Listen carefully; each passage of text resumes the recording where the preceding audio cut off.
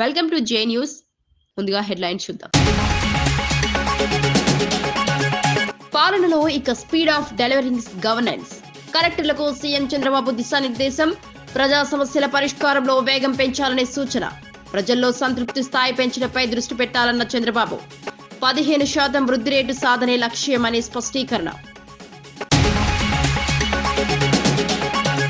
ఒబేరాయ్ హోటల్కు 3,000 కోట్ల రూపాయల టీటీడీ భూమి. భూమన సంచలన ఆరోపణలు. చంద్రబాబు ప్రభుత్వం స్వామివారికి తీరని ద్రోహం చేసిందన్న భూమన. లీజు మాఫీ చేసి ప్రైవేట్ సంస్థకు దోచిపెట్టారని ఆరోపణ. ఎర్రచందనం చెట్లను మాయం చేశారని విమర్శ. గుడివాడ ఏఎన్ఆర్ కాలేజీకి నాగార్జున 2 కోట్ల రూపాయల విరాళం. విద్యార్థుల స్కాలర్షిప్ల కోసం వినియోగించాలని సూచన. ఏఎన్ఆర్ కళాశాల వజ్రోత్సవ కార్యక్రమంలో పాల్గొన్న నటుడు.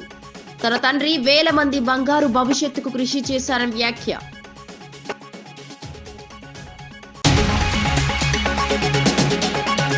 పార్లమెంట్ ఆవరణలో బీజేపీ రాజకీయాలకు వ్యతిరేకంగా ప్రతిపక్ష నిరసన. ఈడీ, సిబిఐలను ఆయుధాలుగా మార్చిన బీజేపీపై ఎంపీల ఆగ్రహం. నేషనల్ హెరాల్డ్ కేసులో ఆధారాలు లేవని కోర్టు స్పష్టం. కోర్టు పిటిషన్ కొట్టివేతే బీజేపీ కుట్రకు నిదర్శనమన్న చామల. రాష్ట్ర అభివృద్ధికి సహకరిస్తున్న కలెక్టర్లందరికీ అభినందనలు తెలిపిన పవన్ కళ్యాణ్. గిరిజన గ్రామాలకు వీలైనన్ని చోట్ల రహదారులు వేస్తున్నామని వెల్లడి. గ్రామీణ ప్రాంతాల్లో 4,000 కిలోమీటర్ల మేర రోడ్లు వేశామని వ్యాఖ్య. 1.20 లక్షల ఫామ్ ఫ్యాన్స్ తవ్వి లక్ష్యాలను చేరుకున్నామన్న ఏపీ డిప్యూటీ సీఎం. గ్రామీణ స్థాయిలో పాలనా సామర్థ్యాలు మరింత బలోపేతం కావాలని ఉప ముఖ్యమంత్రి పవన్ కళ్యాణ్ స్పష్టం చేశారు. గిరిజన గ్రామాలకు ప్రాధాన్యతనిస్తూ వీలైనన్ని చోట్ల రహదారులు వేస్తున్నామని తెలిపారు. గ్రామాలకు విద్యుత్ సరఫరా, మౌలిక సదుపాయాల కల్పన కూటమి ప్రభుత్వ ప్రధాన లక్ష్యమన్నారు. మారుమూల గిరిజన గ్రామాల అభివృద్ధిపై జిల్లా కలెక్టర్లు నేరుగా పర్యవేక్షించాలని అధికారులకు సూచించారు. పాలనా ప్రజలకు మరింత చేరువ కావాలంటే గ్రామ స్థాయిలోనే బలమైన వ్యవస్థ ఉండాలని పవన్ పేర్కొన్నారు. గ్రామీణ ప్రాంతాల్లో సమగ్ర అభివృద్ధి సాధించడమే ప్రభుత్వ ధ్యేయమని స్పష్టం చేశారు.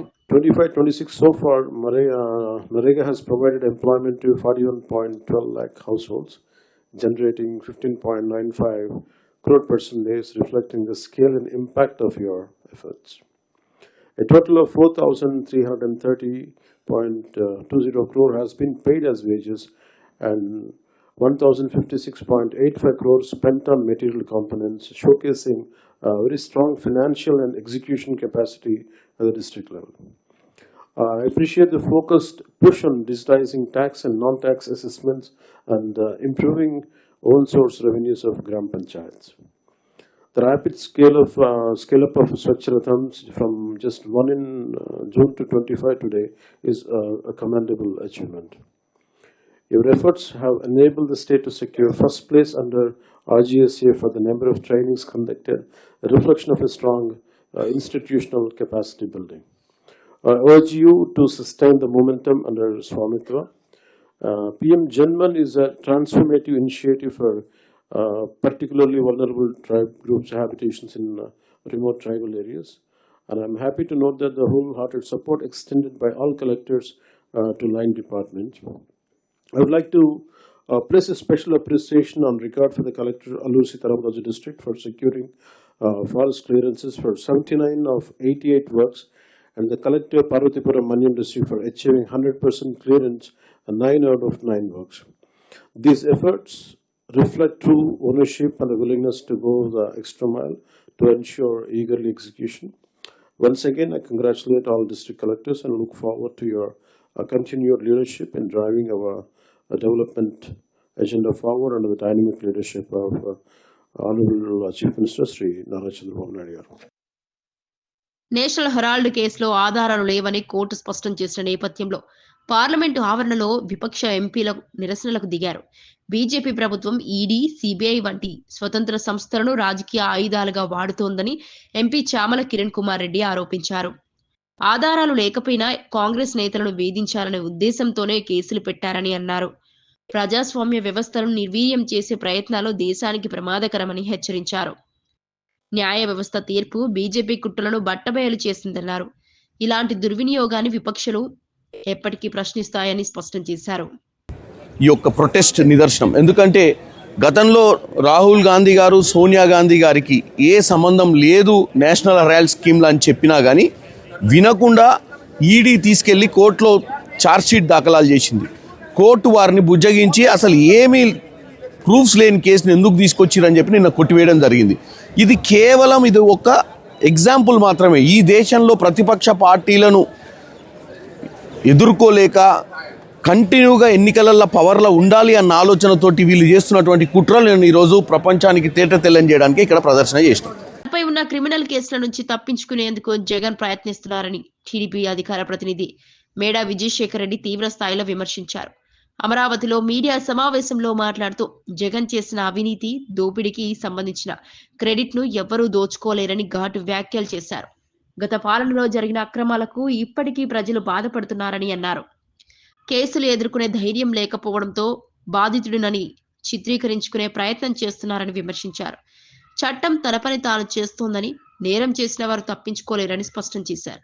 ప్రజలను మభ్యపెట్టే రాజకీయాలు ఇక సాగవన్నారు. అట్లాగే వ్యవస్థలను భ్రష్టు పట్టించావు, అది నీ క్రెడిట్.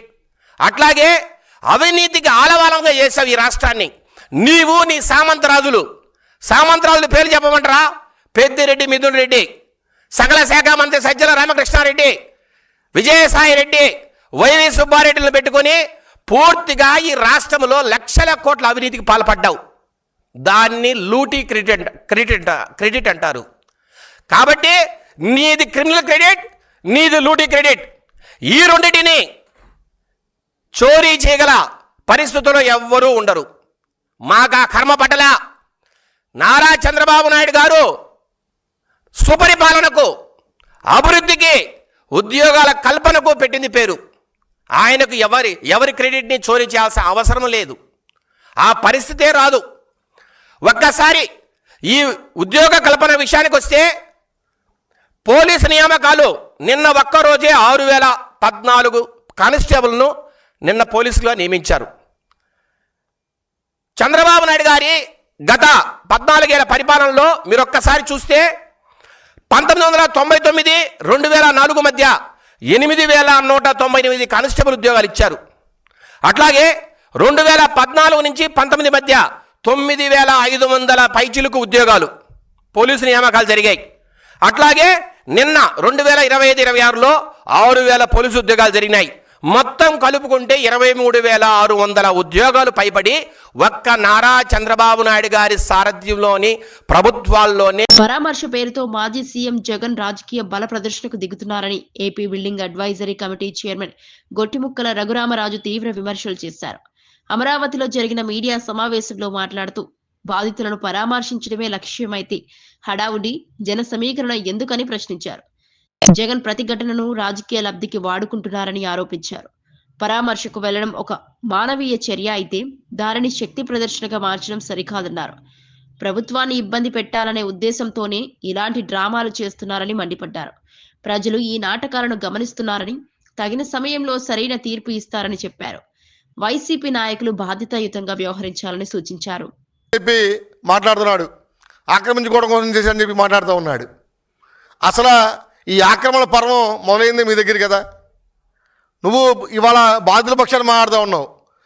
తాడేపల్లిలో 10 ఎకరాల సువిశాలమైన స్థలంలో ఒక ప్యాలెస్ కట్టుకొని దాని చుట్టుపక్కల పేదవాళ్ళు ఉండకూడదు అని చెప్పి ఎన్నో సంవత్సరాల నుండి గుడిసేసుకుని ఉన్నటువంటి వాళ్ళని తొలగించింది నువ్వు కాదా? నువ్వా ఈరోజు కూర్చున్న గురించి మాట్లాడుతూ ఉన్నావు. నీకు అర్హత ఉందా అని చెప్పి సందర్భంగా జగన్ రెడ్డిని అడుగుతూ ఉన్నా. ప్రతిదానికి కూడా అధికారంలో కోల్పోయి 18 మాసాలు కావస్తుంది. నువ్వు పట్టుమని 10 రోజులు ఎప్పుడైనా సరే విజయవాడలో ఉన్నావా? నీ తాడేపల్లి కొంపలో ఉన్నావా? ఎప్పుడు చూడు బెంగళూరు ప్యాలెస్లో ఉంటుంది తప్ప, పారిపోయి ఇక్కడి నుంచి ప్యాలెస్లో ఉంటుంది తప్ప విజయవాడలో ఎప్పుడున్నావు? నువ్వు ఉన్నాను అనిపించుకోవడం కోసం నెలకోసారి బలవసం చేస్తే ప్రజలు నమ్మే పరిస్థితి లేదు. ఇవాళ ఎల్లంపల్లి కాగితాలు ఇవ్వడం, ఆ కాగితాలు చూసి అని చెప్పి నువ్వు మాట్లాడతావు. అది తప్పితే నిజంగా బాధితుల పక్షాన్ని ఉండాలనుకుంటే ఎందుకని అధికారంలో ఉన్నప్పుడు ఆ సొసైటీతో మాట్లాడి ఆ సమస్య పరిష్కరించలా? మా ప్రభుత్వం ఆ బాధితుల పక్షాన్ని నిలబడి వాళ్ళతో మాట్లాడి మీ అందరికి కూడా ప్లాట్లు ఇస్తామని చెప్పి అంగన్వాడీ కేంద్రాలకు 5G స్మార్ట్ ఫోన్లను అందించడం సీఎం ముందు చూపుకు నిదర్శనమన్నారు. కోవూరులో ఐసీడీఎస్ కార్యాలయంలో ఫోన్లను అందజేశారు. టెక్నాలజీతో అంగన్వాడీ సిబ్బంది పనులు సులభతరం అవుతాయని చెప్పారు. గతంలో సమస్యలతో అంగన్వాడీల రోడ్లెక్కారని, ప్రస్తుతం వారి సమస్యలు పరిష్కరించి జీతాలు పెంచామని తెలిపారు. మహిళల కోసం చంద్రబాబు, లోకేష్ అనేక సంక్షేమ పథకాలు అమలు చేశారని పేర్కొన్నారు. ఈ కార్యక్రమంలో ప్రభుత్వ అధికారులు పాల్గొన్నారు. ఇచ్చినప్పుడు మీరు అందరూ వచ్చారు. ప్రతి ప్రోగ్రామ్ లో, గవర్నమెంట్ ప్రోగ్రామ్ లో మీరు అప్పుడప్పుడు నాకు కనిపిస్తూనే ఉంటారు. ఇటువంటివి మనము ఎన్నో చేస్తున్నాం. అన్నదాత సుఖీభావ అయితేనేమి, మన స్త్రీ శక్తి ముఖ్యంగా ఫ్రీ బస్ మీకు అందరికీ అది ఎంతో ఉపయోగపడి ఉంటుందని కూడా నేను అనుకుంటున్నాను. ఒక దగ్గర నుంచి ఇంకో దగ్గరికి రావడానికి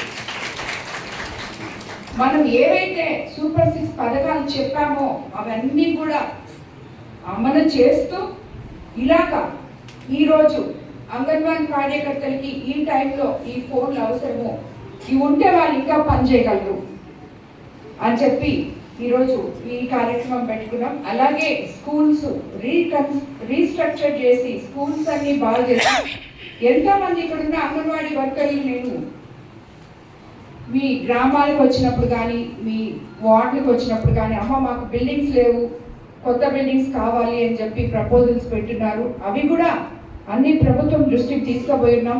తప్పకుండా అవి కూడా చేస్తాం. అండ్ రాబోయే రోజుల్లో సిఎస్ఆర్ ఫండ్స్తో ముందుగా అంగన్వాడీ స్కూల్స్లో బెంచెస్ ఇవ్వాలని చెప్పి ఆల్రెడీ ఎంపీ గారు వెంకట ప్రభాకర్ రెడ్డి గారు మనం అందరితో మాట్లాడి వాళ్ళకి బెంచ్లు ఇప్పించాలి అని చెప్పి చెప్పున్నారు. 2-3 సార్లు ఏదో స్కూల్ దగ్గరకు వచ్చినప్పుడు చూసినప్పుడు ఆయన చెప్పారు.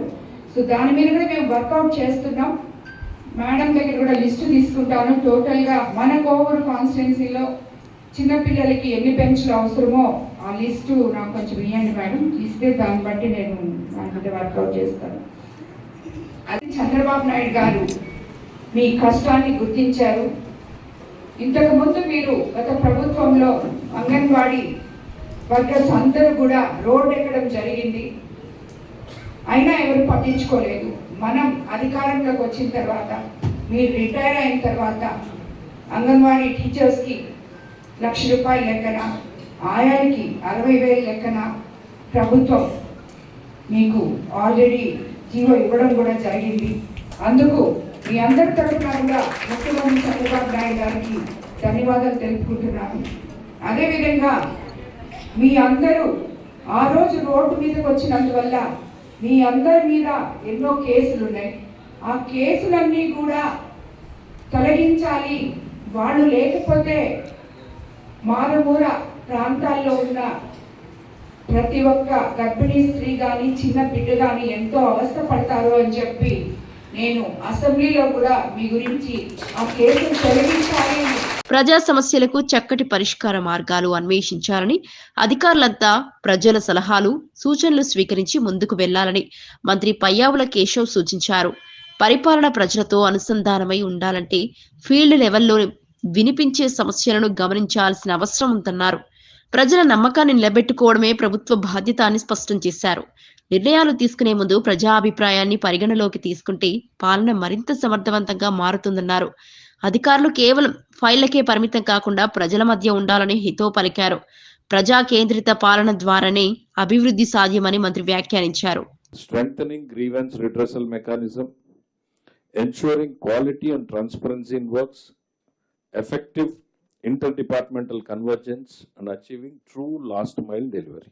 Highlight the successes, flag the constraints early, suggest practical solutions, data-backed presentations and clear action points with timelines will help us to take quick decisions at the government level.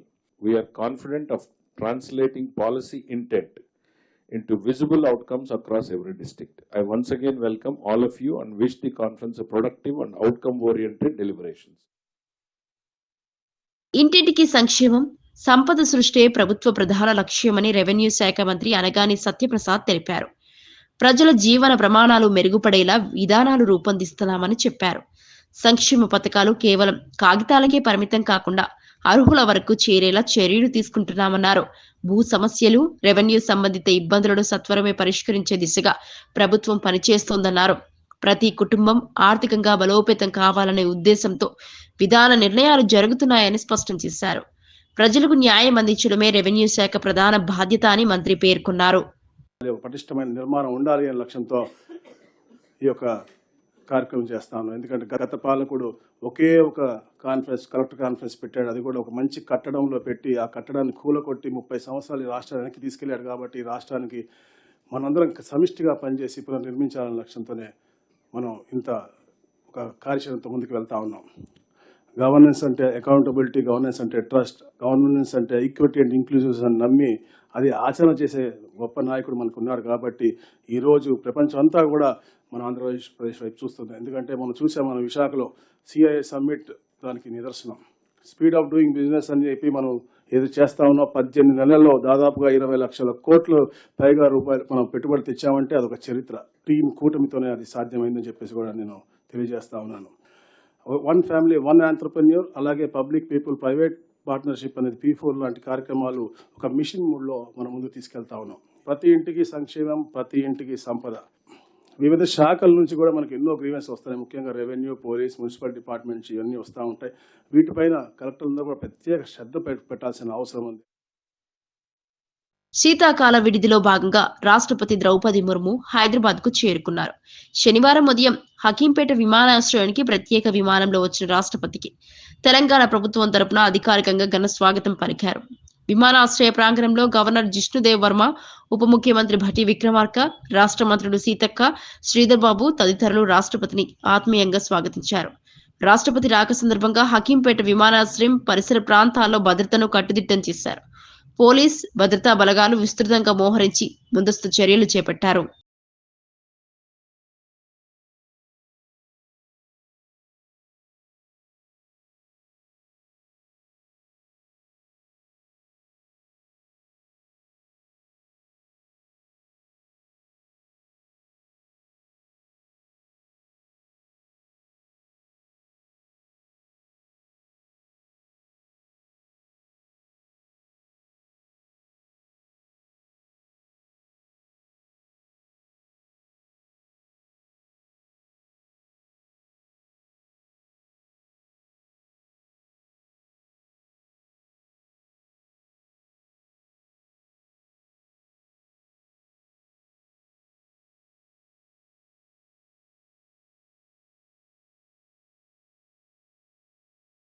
National Herald కేసులో Congress అగ్రనేతలు Sonia Gandhi, Rahul గాంధీలపై ED దాఖలు చేసిన chargesheet ను court స్వీకరించకపోవడంపై Congress అధ్యక్షుడు మల్లికార్జున ఖర్గే స్పందించారు.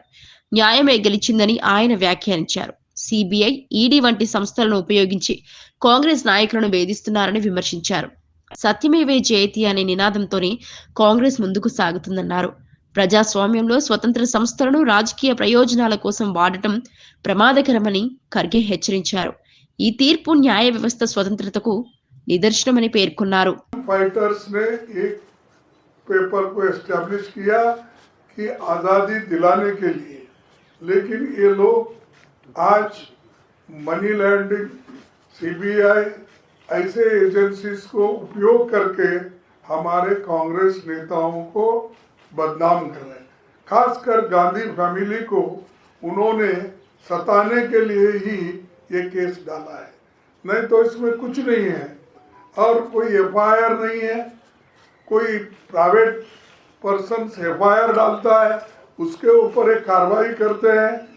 और आज इस दृष्टि से कहा जाएगा कि जो चीज़ में कोई दम नहीं है उसमें दम भरने की कोशिश करके हर एक को हरासमेंट कर रहे हैं. हमारे बहुत से कांग्रेस पार्टी के नेता और सभी बड़े बड़े लोग जो आज उनके सिंपथाइजर नहीं है, ऐसे 50 लोगों को ऐसे ईडी का केस डालकर सता और अपना पॉलिटिकली उसको उपयोग करने के लिए कहीं उन्होंने ये ईडी और मनी लॉन्ड्रिंग का केस डाल के उन्होंने कई एमपीज को अपने तरफ लिया, कई राज्यसभा मेंबर्स को लिया, कई जगह सरकारें बनाई. ये सारी चीज़ें वो किए हैं और आज फैसला न्याय के सत्यमेव जयते हमारा एक ये है स्लोगन, उसके तहत आज ये आया है। तो ये जजमेंट को हम वेलकम करते हैं और न्याय వ్యవస్థల లోపాలు చూపిస్తూ బాధ్యతల నుంచి తప్పించుకోవడం సరికాదని సీఎం చంద్రబాబు నాయుడు కలెక్టర్ల సదస్సులో హితవు పలికారు. రెవెన్యూ శాఖలో ఈ ధోరణి ఎక్కువగా ఉందని ఆయన అసంతృప్తి వ్యక్తం చేశారు. ఫైళ్లను పరిష్కరించకుండా ఒకరి నుంచి మరొకరికి పంపించడం ఇకపై సహించబోమని స్పష్టం చేశారు. ప్రజలకు న్యాయం ఆలస్యం కావడానికి ఇదే ప్రధాన కారణమన్నారు. అధికారుల నిర్ణయాలు తీసుకోవడంలో బాధ్యతగా వ్యవహరించాలని ఆదేశించారు. ప్రజా సమస్యలు వేగంగా పరిష్కరించడమే లక్ష్యమని సీఎం తెలిపారు. పనితీరులో మార్పు రావాల్సిన సమయం ఆసన్నమైందని ఆయన స్పష్టం చేశారు. ఎవరు ఏ విధంగా డిస్పోజ్ చేశారో అందరికి అకౌంటబిలిటీ ఫిక్స్ చేయాలి. స్కీమ్స్ అని డీఫాల్ట్ అయిపోయినాయి. ఇప్పుడు అన్ని మళ్ళీ నేను ఢిల్లీకి పోయి మాకు హెల్ప్ చేయమని కూటమి ప్రభుత్వంలో అడిగితే వాళ్ళు నాకు ఫస్ట్ నేను ఒక విష్ లిస్ట్ ఇస్తే వాళ్ళు కౌంటర్ విష్ ఇచ్చి ముందు మీ దగ్గర అకౌంట్స్ అన్ని సరిగా లేవు, మీకు డబ్బులు ఇచ్చాం, దానికి మీరు లెక్కలు చెప్పలేదు, ముందు ఆ లెక్కలు చెప్పండి తర్వాత మాట్లాడమంటే మళ్ళీ వచ్చి అవన్నీ క్లియర్ చేసి డబ్బులు లేవు, క్లియర్ చేశాం, ఫేజ్డ్ మేనర్గా చేసుకొని ఇప్పటికీ రైలు ఎక్కించాం. అయితే ఇక్కడ మీరు చేయాల్సింది సెంట్రల్లీ స్పాన్సర్ స్కీమ్స్ అని మ్యాక్సిమం ఉపయోగించుకోవాలి. ఒక్కొక్క స్కీమ్ ఒక్కొక్క వేరియేషన్ ఉంటుంది, మీకు కొన్ని అవసరాలు ఉంటాయి, కానీ అవసరాల కంటే ఆ డబ్బుల్ని ఉపయోగించుకొని మన ఇన్ఫ్రాస్ట్రక్చర్ కానీ మనకి ఏ విధంగా అభివృద్ధికి ఉపయోగపడతాయో దాన్ని వర్కౌట్ చేయాల్సిన అవసరం, దానికోసం ఇది పెట్టాం. పీపీపీ ద్వారా మెరుగ్గా సేవలు అందుతాయని ముఖ్యమంత్రి చంద్రబాబు స్పష్టం చేశారు. పీపీపీ విధానంలో మెడికల్ కాలేజీలు నిర్మాణం చేపడుతున్నా అవి ప్రభుత్వ కళాశాలల పేరుతోనే నడుస్తాయన్నారు. సీట్లు కూడా పెరుగుతాయని చెప్పారు. 500 కోట్లతో రిషికొండ ప్యాలెస్ నిర్మించి డబ్బులు వృధా చేశారని, ఆ డబ్బుంటే 2 మెడికల్ కాలేజీలు నిర్మించేవాళ్లమని సీఎం తెలిపారు. తన తండ్రి అక్కినేని నాగేశ్వరరావు చదువుకోకపోయినా వేలాది మంది విద్యార్థుల జీవితాలకు వెలుగు నింపారని నాగార్జున అన్నారు. గుడివాడలో జరిగిన ఏఎన్ఆర్ కళాశాల వజ్రోత్సవ కార్యక్రమంలో పాల్గొన్న ఆయన ఈ వ్యాఖ్యలు చేశారు. 1959లో కళాశాల కోసం ఏఎన్ఆర్ విరాళం ఇచ్చిన విషయాన్ని గుర్తు చేశారు. విద్యార్థుల స్కాలర్షిప్ల కోసం కుటుంబం తరపున 2 కోట్ల రూపాయల విరాళం అందిస్తున్నట్లు ప్రకటించారు. అనేక ప్రముఖులు ఈ కళాశాల ద్వారా ఎదిగారని తెలిపారు. విద్య ద్వారా సమాజ మార్పు సాధ్యమని నాగార్జున పేర్కొన్నారు. మరి నమస్కారం. వేదిక మీద ఉన్న పెద్దలందరికీ నమస్కారం. స్పెషలీ జస్టిస్ పట్టి దేవానందర్ గారికి థ్యాంక్ యూ అండి. చాలా చాలా మంచి మాటలు చెప్పారు నాన్నగారి గురించి. Thank you very much. ఇవాళ చాలా ఎమోషనల్గా ఉంది నాకు. నాన్నగారు పుట్టి 100 సంవత్సరాలు అవుతుంది. అలాగే ఏఎన్ఆర్ కాలేజ్ స్టార్ట్ అయ్యి 75 ఇయర్స్, 75 సంవత్సరాలు అయింది. హైదరాబాద్లో అన్నపూర్ణ స్టూడియోస్ అయ్యి 50 ఇయర్స్ అవుతుంది. నాన్నగారు అక్కడ స్థాపించిన Annapurna college of film and media పెట్టి 10 సంవత్సరాలు అవుతుంది. ఇవన్నీ ఈ లెక్కలన్నీ కరెక్ట్గా కుదిరాయి. చాలా చాలా ఎమోషనల్గా ఉందండి. ఏఎన్ఆర్ కాలేజ్ 75 ఇయర్స్ సెలబ్రేషన్లో పాల్గొనటం సంతోషంగా కాదు, చాలా గర్వంగా ఉంది నాకు. మనుషులు శాశ్వతం కాదు, వాళ్ళు చేసే పనులు శాశ్వతం. నాన్నగారు చేసిన మంచి పనే ఈ కాలేజ్, ఏఎన్ఆర్ కాలేజ్ ఒక ఎగ్జాంపుల్. తాను చదువుకోలేకపోయినా వేలాది మంది చదువుకోవాలని, వారికి బంగారు భవిష్యత్తు ఉండాలని 1959 నేను పుట్టిన సంవత్సరంలో ఆయన ₹1,00,000 డొనేషన్ ఇచ్చారు. ఆ టైంలో ఆయనకి కేవలం సినిమాకి మేబీ 5,000 లేకపోతే 10,000 వచ్చేది. కానీ ₹1,00,000 డొనేషన్ ఇచ్చారు. ఏఎన్ఆర్ కాలేజ్కే కాదు, అలాగే ఆంధ్ర యూనివర్సిటీకి ఒక 25,000, ఇంకో 25,000 ఇంకో యూనివర్సిటీకి, మెడ్రాస్ యూనివర్సిటీకి ఒక 25,000 ఇచ్చారు. ఆయనకి చదువు అంటే అంత ఇష్టం. ఎందుకంటే ఆయన చదువుకోలేదు, కానీ వేలాది మందికి ఒక బంగారు భవిష్యత్తు కల్పించాలని ఆయన పనిచేశారు. దానికి ఉదాహరణ ఏఎన్ఆర్ కాలేజ్ నుంచి వచ్చిన ఎంతోమంది ఉన్నారు. ఇప్పుడే మనం జస్టిస్ దేవానంద్ గారిని చూసాము, అలాగే నా పక్కన యార్లగడ్డ లక్ష్మీప్రసాద్ గారు కూర్చున్నారు, వైఎల్పి గారు, మాకు శ్రేయాభిలాషులు, మిత్రులు, ఫార్మర్ ఎంపీ కావూరి సాంబశివరావు గారు, అలాగే యలమంచిలి శివాజీ గారు, ఇంకా అందరికీ తెలుసు రామోజీరావు గారు, ఈనాడు రామోజీరావు గారు, ఇలా ఎంతోమంది ఉన్నారు. పద్మనాభ గారు, కైకాల సత్యనారాయణ గారు, శోభనాద్రి గారు, ఇలా ఎంతోమంది చెప్పడానికి ఎంతోమంది ఉన్నారు. ఇక్కడే కాదు, ఇంటర్నేషనలీ, నేషనలీ, దేశమంతా ఇక్కడి నుంచి బయటకు వచ్చిన విద్యార్థులు ఎంతోమంది ఉన్నారు. ఈ పేరుకి ఎంతో మంచి పేరు తెస్తున్నారు. ఇక్కడ నేను కోరుకునేది already ANR college management skill. పవిత్రమైన తిరుమల పరిసరాల్లో బేరాయి హోటల్ కోసం టీటీడీ భూమిని బదలాయించారని టీటీడీ మాజీ చైర్మన్ భూమన కరుణాకర్ రెడ్డి ఆరోపించారు. అలిపిరి సమీపంలోని 470 కోట్ల రూపాయల విలువైన భూమిని టూరిజం శాఖకు ఇచ్చారని విమర్శించారు. చంద్రబాబు పాలనలో టీటీడీ ఆస్తులకు తీవ్ర నష్టం జరుగుతోందన్నారు. గత పాలనపై ఆరోపణలు చేస్తూ కాలం గడుపుతున్న సీఎం ప్రస్తుతం జరుగుతున్న ఈ నిర్ణయాలపై సమాధానం చెప్పాలని డిమాండ్ చేశారు. భక్తుల ఆస్తులను ప్రైవేట్ లాభాల కోసం వినియోగించడం సరికాదన్నారు. ఈ అంశంపై సమగ్ర విచారణ జరగాలని కోరారు. నేను పుట్టానని చెప్పుకున్నటువంటి వ్యక్తి అలిపిరి నుంచి వెళ్లేటువంటి దారంతా కూడా అత్యంత పవిత్రమైనది అన్నటువంటి విషయం తెలిసి కూడా పెద్దలు అనేక మంది అభ్యంతరాలు వ్యక్తం చేసిన టూరిజం వాళ్ల ల్యాండ్ తీసుకొని దానికి బదులుగా టీటీడీ ల్యాండ్ను కట్టబెట్టడం ఆశ్చర్యం. ఒబెరాయ్ హోటల్ ని తీవ్రంగా వ్యతిరేకించి టీటీడీ బోర్డులోనే వాళ్లు తీర్మానం చేసి ఆ సానువుల్ని కాపాడాలని, పవిత్రతను పరిరక్షిస్తాము అని చెప్పినటువంటి వాళ్ళు టూరిజం వాళ్ళు ఒబెరాయ్ హోటల్ కు కేటాయించినటువంటి దూరం కంటే అలిపిరికి అతి సమీపంలో అత్యంత విలువైనటువంటి స్థలాన్ని చంద్రబాబు నాయుడు గారు 11వ తారీఖున ఈ నెల కేబినెట్ మీటింగ్ లో ఆ బదలాయింపును ఆమోదింపజేసి 13వ తారీఖున జీవో కూడా ఇష్యూ చేశారు. పాత టూరిజం స్థలం ఏదైతే ఉన్నదో అది ఎకరా 90 లక్షల విలువ చేస్తుంది అని మార్కెట్ వాల్యూ రిజిస్ట్రేషన్ వాళ్ళ అఫీషియల్ గా చెప్తున్నటువంటి మాట.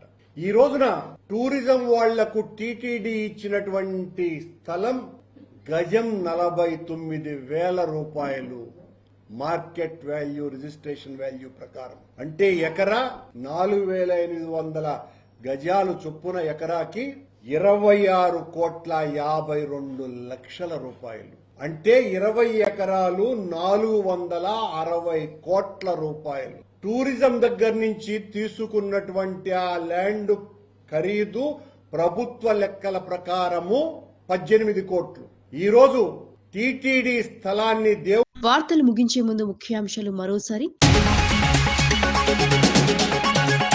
పాలనలో ఇక స్పీడ్ ఆఫ్ డెలివరింగ్ గవర్నెన్స్. కలెక్టర్లకు సీఎం చంద్రబాబు దిశానిర్దేశం. ప్రజా సమస్యల పరిష్కారంలో వేగం పెంచాలనే సూచన. ప్రజల్లో సంతృప్తి స్థాయి పెంచడంపై దృష్టి పెట్టాలన్న చంద్రబాబు. 15% వృద్ధి రేటు సాధనే లక్ష్యమని స్పష్టీకరణ. ఒబెరాయ్ హోటల్ కు 3,000 కోట్ల రూపాయల టీటీడీ భూమి. భూమన సంచలన ఆరోపణలు. చంద్రబాబు ప్రభుత్వం స్వామివారికి తీరని ద్రోహం చేసిందన్న భూమన. లీజు మాఫీ చేసి ప్రైవేట్ సంస్థకు దోచిపెట్టారని ఆరోపణ. ఎర్రచందనం చెట్లను మాయం చేశారని విమర్శ. గుడివాడ ఏఎన్ఆర్ కాలేజ్ కి నాగార్జున 2 కోట్ల రూపాయల విరాళం. విద్యార్థుల స్కాలర్షిప్ల కోసం వినియోగించాలని సూచన. ఏఎన్ఆర్ కళాశాల వజ్రోత్సవ కార్యక్రమంలో పాల్గొన్న నటుడు. తన తండ్రి వేల మంది బంగారు భవిష్యత్తుకు కృషి చేశారని వ్యాఖ్య.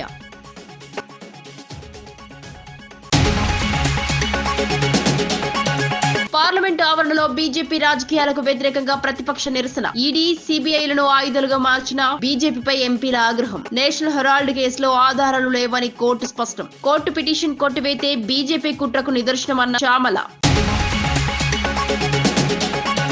రాష్ట్ర అభివృద్ధికి సహకరిస్తున్న కలెక్టర్లందరికీ అభినందనలు తెలిపిన పవన్ కళ్యాణ్. గిరిజన గ్రామాలకు వీలైనన్ని చోట్ల రహదారులు వేస్తున్నామని వెల్లడి. గ్రామీణ ప్రాంతాల్లో 4,000 కిలోమీటర్ల మేర రోడ్లు వేశామని వ్యాఖ్య. 1.20 లక్షల ఫామ్ ఫ్యాన్స్ తవ్వి లక్ష్యాలను చేరుకున్నామన్న ఏపీ డిప్యూటీ సీఎం. ఇవి ఈనాటి వార్తా విశేషాలు. మరో బులెటిన్లో మళ్ళీ కలుద్దాం. నమస్కారం.